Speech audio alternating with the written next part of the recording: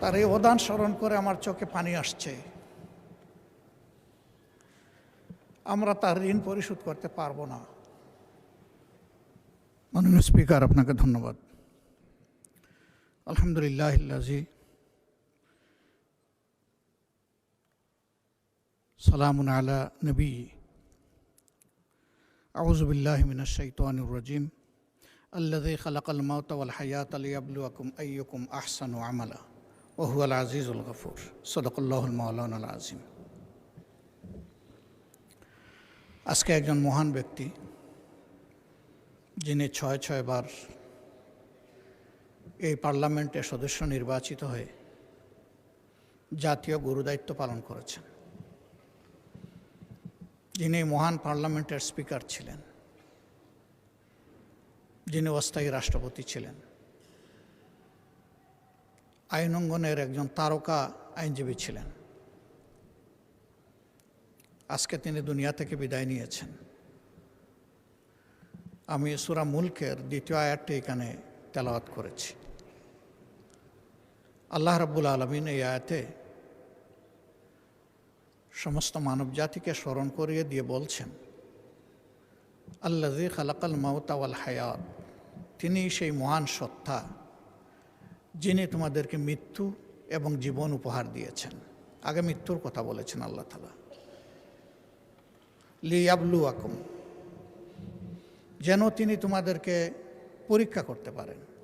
আইয়ুকুম, তোমাদের মধ্যে কে আহসানু আমালা,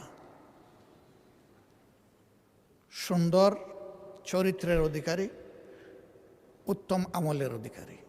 ওয়া হুয়াল আজিজুল গফুর, যারা স্বয়ং সৃষ্টিকর্তাকে অগ্রাহ্য করবে তাদের ব্যাপারে এই মহান সত্তা বড় কঠোর, কিন্তু যারা তার অনুগত হবে আল্লাহ তাদের প্রতি খুবই দয়াপরবশ। এই আয়াতে আল্লাহ তাআলা আমাদের সকলকেই স্মরণ করিয়ে দিয়েছেন যে কোনো উদ্দেশ্যহীনভাবে আমাদেরকে তৈরি করা হয়নি। উদ্দেশ্য একটাই, ভালো কাজ করা। আর ভালো মানুষের পরিচয় আল্লাহ নবী বলেছেন, খায়রুন নাস মাইয়ানফাউন নাস, মানুষের মধ্যে সেই উত্তম যে মানুষের কল্যাণে লেগে থাকে। আমি এই মহান ব্যক্তিকে গভীর শ্রদ্ধায় স্মরণ করছি। তিনি পেশাগত জীবনে এবং রাজনীতিবিদ হিসাবে তিনি সফল এবং কালারফুল। ব্যক্তি এবং দল হিসাবে আমি এবং আমরা তার ক্লায়েন্ট ছিলাম, বিশেষ করে আমাদের কষ্টের দিনগুলোতে ফেসিবাদী আমলে আইনের জাতাকলে যখন আমরা পিষ্ট, তখন প্রায় আমরা তার কাছে যেতাম, দ্বারস্থ হতাম। তিনি গুরুত্বপূর্ণ পরামর্শ দিয়েই শুধু আমাদেরকে তার কাজ সারেননি, বরঞ্চ আমাদের মজলুম নেতৃবৃন্দের পক্ষে তিনি আদালতে বারবার দাঁড়িয়েছেন। এরকম তো আরও অনেকেই দাঁড়িয়েছেন, কিন্তু তিনি একদিক থেকে ভীষণ ব্যতিক্রম ছিলেন। প্রথমবার থেকে আমরা চেষ্টা করেছি কৃতজ্ঞতা স্বরূপ তাকে কিছু ফি দেওয়ার। শেষ পর্যন্ত আমরা এই কাজে সফল হইনি। তিনি বলতেন, এটা আমার নৈতিক দায়িত্ব, এটি আমার জন্য সুযোগ।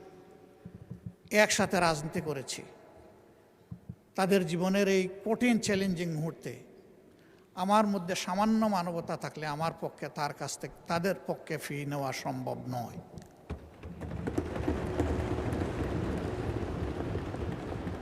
তার এই অবদান স্মরণ করে আমার চোখে পানি আসছে। আমরা তার ঋণ পরিশোধ করতে পারবো না। তিনি স্পিকার হিসাবে পার্লামেন্টকে প্রাণবন্ত করে রাখতেন, আর আইনের অঙ্গনে তিনি অনেকের গুরু। তার চলন বলন সব কিছুই ছিল শিক্ষণীয়। কিন্তু এরপরে তিনি মানুষ, কোনো মানুষই আমরা ভুলের ঊর্ধ্বে না। মহান রবের দরবারে দোয়া করি, আল্লাহ তার এই বান্দাকে তার ভুল ত্রুটি ক্ষমা করে দিন। তার কোনো গুনাহ থাকলে আল্লাহ তাআলা নেকিতে রূপান্তরিত করে দিন, এবং আল্লাহ তাআলা তার এই অনন্ত সফরে নিজেই তার সঙ্গী হিসাবে উত্তম ফেরেশতাদেরকে নিয়োজিত করুন। কবরের জিন্দেগিতে আল্লাহ তাআলা তার কবরটাকে জান্নাতের নূর দিয়ে প্লাবিত করুন, প্রশস্ত করুন। শিলা, বরফ এবং পানি দিয়ে আল্লাহ দৌত করে তাকে বেগুনা করে দিন। তার কবরের সাথে আল্লাহ রাব্বুল আলামিন তার প্রিয় জান্নাতের একটা মায়ার জানালা খুলে দিন। তার পরিবারের সম্মানিত সদস্যবৃন্দ, আপনজন, প্রিয়জন এবং তার রাজনৈতিক সহকর্মীবৃন্দকে আল্লাহ তাআলা উত্তম সবর করার তৌফিক দান করুন।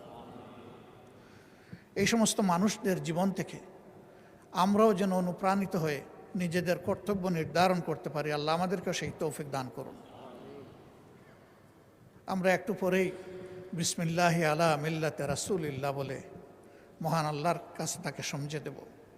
মাটির একটা পর্দা দুনিয়া থেকে তাকে বিচ্ছিন্ন করে ফেলবে। সেই সময় মহান আল্লাহ যেন নিজেই তার সঙ্গী হয়ে যান, সেই দোয়া করছি। আমাদের সবাইকে আল্লাহ তাআলা ক্ষমা করুন। এই সংসদে অতীতে যারা স্পিকারের দায়িত্ব পালন করেছেন, আল্লাহ তাদেরকেও ক্ষমা করুন। এখন যারা জীবিত মৃত আমরা আছি, সবাইকে আল্লাহ ক্ষমা করুন। আল্লাহ রাব্বুল আলামিন এখান থেকে আমাদেরকে শিক্ষা নেওয়ার সুযোগ দিন। একদিন আমাদের জন্য মানুষ পড়বে ইন্না লিল্লাহি ওয়া ইন্না ইলাইহি রাজিউন। ওই মানুষটাই সফল যে মারা যাওয়ার পরে কিছু মানুষ তার জন্য চোখের পানি দিয়ে তাকে স্মরণ করে।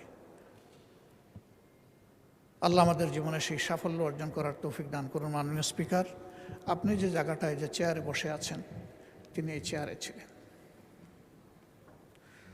আল্লাহ আপনাকে অসুস্থ রাখুন। আল্লাহ ইনসাফের সাথে আপনার দায়িত্ব পালনের তৌফিক দান করুন। মহান দরবারে এই দোয়াগুলা করে আমার কথা এখানেই শেষ করছি। আসসালামু আলাইকুম ওয়া রাহমাতুল্লাহ।